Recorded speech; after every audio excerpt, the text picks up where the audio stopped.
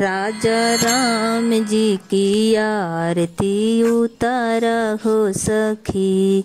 राजा राम जी की आरती उतारा हो सखी। राजा राम जी की आरती उतारा हो सखी। राजा राम जी की आरती उतारा हो सखी। चारू भैयन के आरती उतारा हो सखी। चारू भैयन के आरती उतारा हो सखी। केहिया के रामचंद्र केहिया के लक्ष्मण। केहिया के रामचंद्र केहिया के शत्रुघ्न। केहिया के भरत भुवल हो सखी। हाँ हाँ केहिया के भरत भुवल हो सखी। राजा राम जी की आरती उतारा हो सखी। राजा राम जी की आरती उतारा हो सखी। चारू भैयन के आरती उतारा हो सखी। कौशल्या के रामचंद्र सुमित्रा के लक्ष्मण।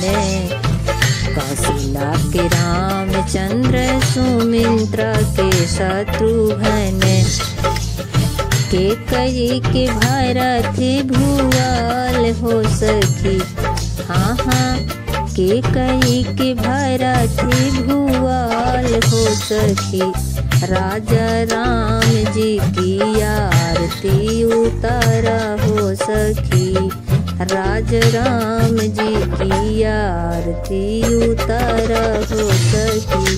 चारू भैयन के आरती उतारा हो सखी। कौने रंग रामचंद्र कौने रंग लक्ष्मण। कौने रंग रामचंद्र कौने रंग शत्रुघ्न। कौने रंग भरत भुवल हो सखी।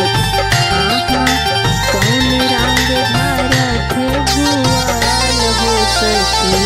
चारू भैयन के आरती उतारा हो सखी।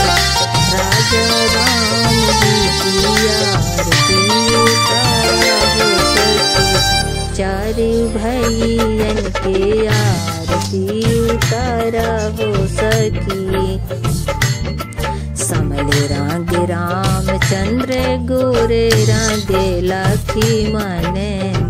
समले रंग रामचंद्र गोरे रंग शत्रुघ्न। गेहुआ रंग भरत भुवल हो सखी। हाँ हाँ गेहुआ रंग भरत भुवल हो सखी।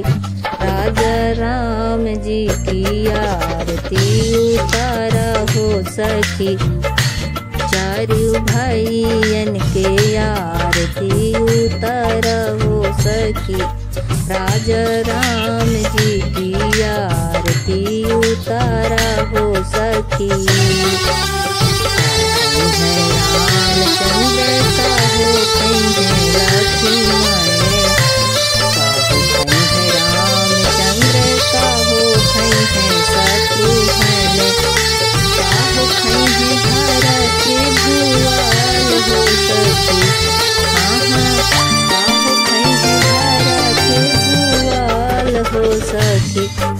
राजा राम जी की आरती उतारा हो सखी। राजा राम जी की आरती उतारा हो सखी।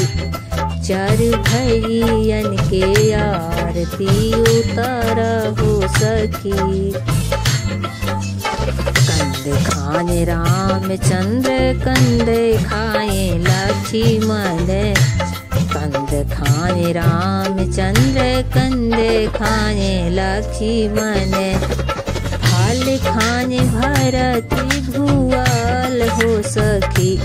हाँ हाँ वाल खाए भरत भुवल हो सखी, राजा राम जी की आरती हो सखी, चारि भैयन के आरती उतार हो सखी, चारि भैयन के आरती उतार हो सखी, राज राम जी की आरती उतार।